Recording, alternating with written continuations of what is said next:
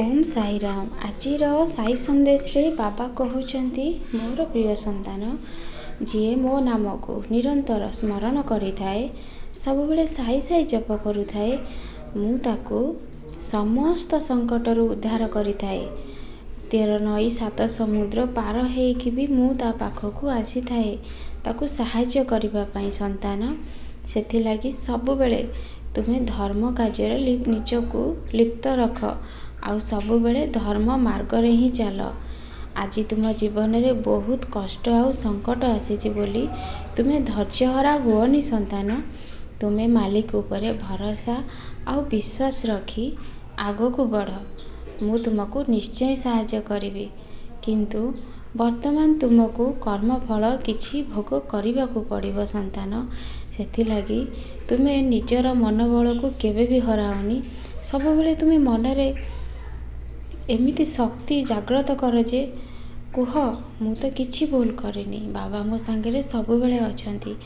एही दुखर समय एते शीघ्र चली जीव जे सेटा जना भी पड़िबनी काहेकि ना बाबा मो सांगरे अछंती। सब सुखरे दुखरे से मते सहाय्य करूछंती सब बेले मो पाखरे अछंती। आज मोर खराब समय चली हेले भी बाबा मो हाथ छाड़ी नाहांती काहेकि ना सी सब बेले धर्म लोकों सांगरे ही रुहंती जो माने धर्म करिथांती।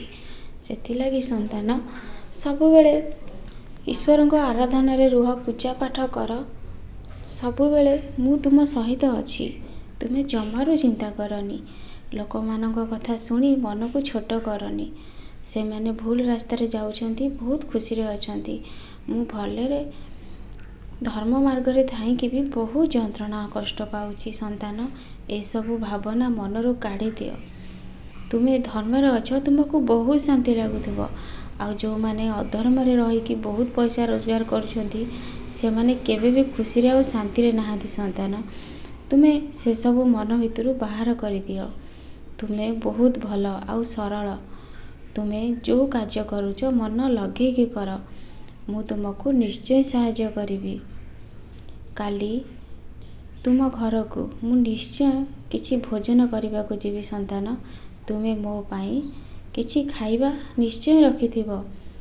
तुम हाथर खाइबा मते बहुत भल लगे। तुमे जेते बेले मो मंदिर को आस मो पाई किछि खाइबा बनै कि आण संतान। तुमे सिना जानी पारनी किंतु से खाद्य को मु ग्रहण करिथाए।